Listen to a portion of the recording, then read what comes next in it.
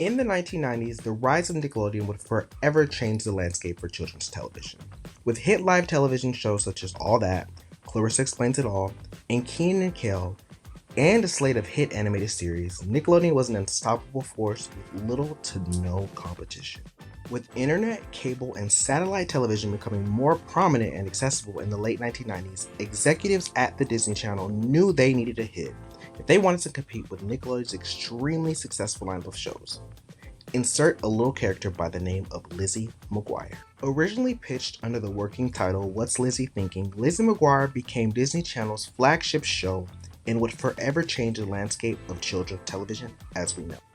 A year into the show's run, Disney had already expanded the Lizzie franchise to include a fashion doll, books, and more. The mega success of the show and products would prompt Disney to release the Lizzie McGuire movie, which went on to gross over $50 million at the box office worldwide. The film's soundtrack, which was anchored by the song What Dreams Are Made Of, went on to sell over 2 million copies worldwide.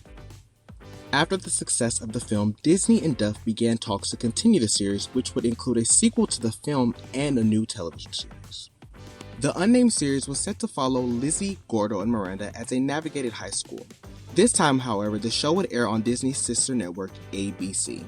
However, as negotiations for the show were underway, the relationship between Duff and the Walt Disney Company would soon sour.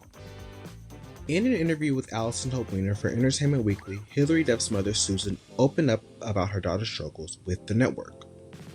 Disney thought they'd be able to bully us into accepting whatever offer they wanted to make, and they couldn't. We walked away from the sequel. They walked away from a franchise. It is important to note that Duff had become one of Hollywood's most sought-after stars, with several major networks offering her six-figure deals to star in her own vehicle. ABC, however, was reportedly only offering Duff around $35,000 per episode. They were telling us we'd get an offer that we'd be very happy about, says Duff's then former lawyer Michael R. Fuller. We didn't hear anything for months, and then came this anticlimactic proposal.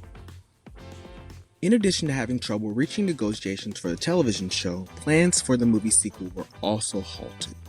According to sources, the Duff's negotiations for the movies faltered due to Duff not receiving the $500,000 bonus Disney promised her if the original film reached $50 million. The $500,000 bonus, up from $100,000, was on top of an overall offer of $4 million that Duff would receive if she would have done the sequel, against 4% of the studio's gross for the film, essentially quadrupling her big screen salary.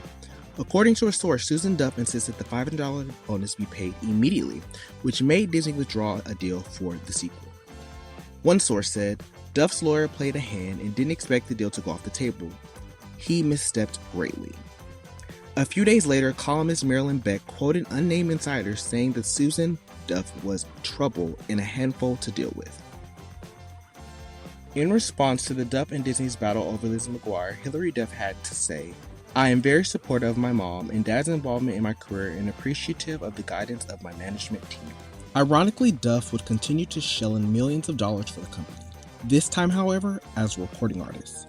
Duff's debut album, Metamorphosis, would take the then-fledgling Disney imprint label Hollywood Records and turn them into a household. The San Fernando Valley Business Journal wrote that the album was giving Hollywood Records a needed shot in the arm, after a decline in CD sales during the previous 2 years had forced the label to reduce costs and alter its operation. Hilliard Lyons analyst Jeffrey Thomason cited Metamorphosis as a reflection of Disney's ability to develop great synergy between their cable, film, and music segments. Unfortunately for us fans, we'll never know what would have happened of the original Lizzie McGuire television sequel series and movie. However, one thing we know for sure is without Lizzie McGuire, Disney Channel may have never turned to the star maker it is known as today.